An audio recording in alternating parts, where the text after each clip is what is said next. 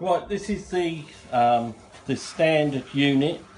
As you can see, it's got security screws on the lid that needs a special screwdriver to remove.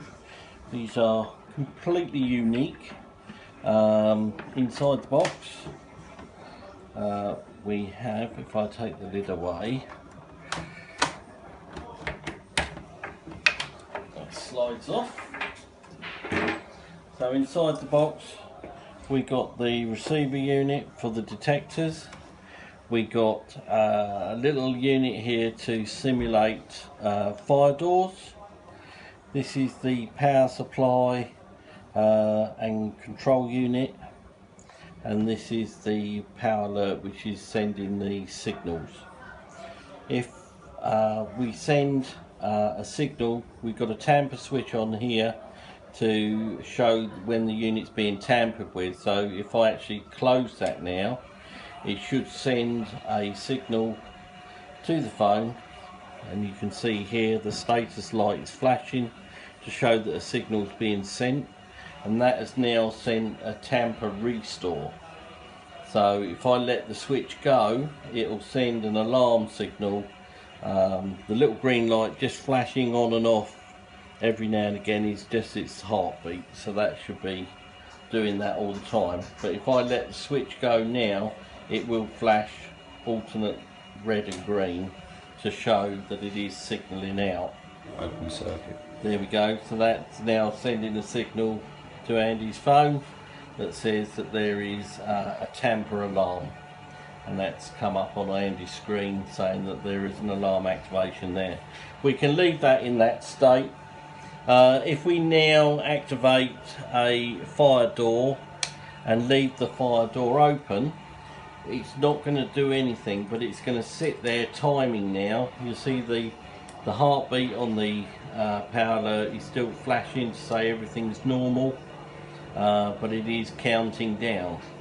So it will allow you to leave the door open for a certain amount of time, and any minute now it should go off, and it will send a signal out to the phone to say that a fire door is wedged open. There we go. So you'll see the light will flash again to say it's sending a signal, and he's just got the message on his phone. And to stop that, we just reset the door, and you'll notice again that you'll get a flashing light to show that it's sending us a restore to show you that the door is now closed. And that's just come up on Andy's phone again, so that's all working fine.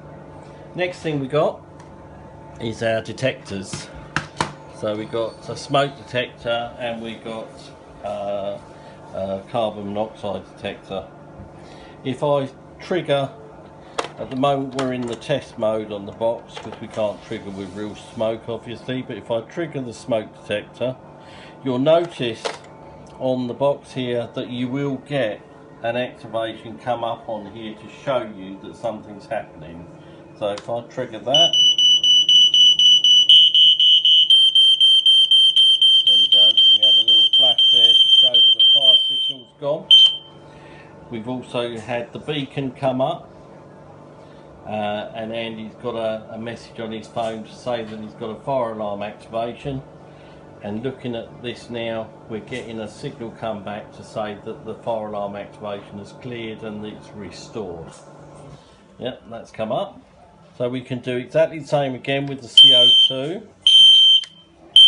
Do the same thing, you'll get a little light flash up here, there we go, to show that it's triggered. The beacon is up to show that it's in a fire condition, and the signal has been sent. So if I let go now, you should see a signal come back to say that there's been a restore on that, which is going now, and that's just come up on Andy's phone again.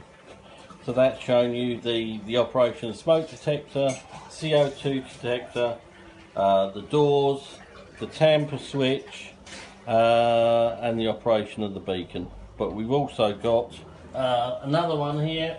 If I turn off the mains, we should see an activation come up here, and this is now sending out a signal to say that the mains has failed, which has been received on the phone.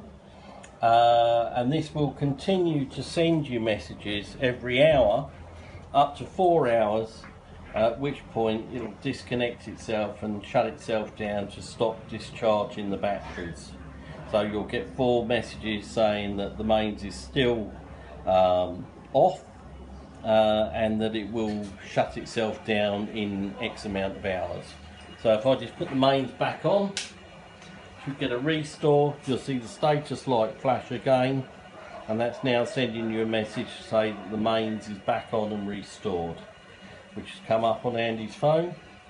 So that's all working absolutely fine, and that's about it. We have a beacon that we will connect to the beacon output, and this will sound and flash. This will be, you know, could be in the common area. On fire activation only. On fire activation only. This will go into alarm to let you know to evacuate the building, clear the area. And that's to follow. And that's to follow later on. So, and there we are. That's where we're at.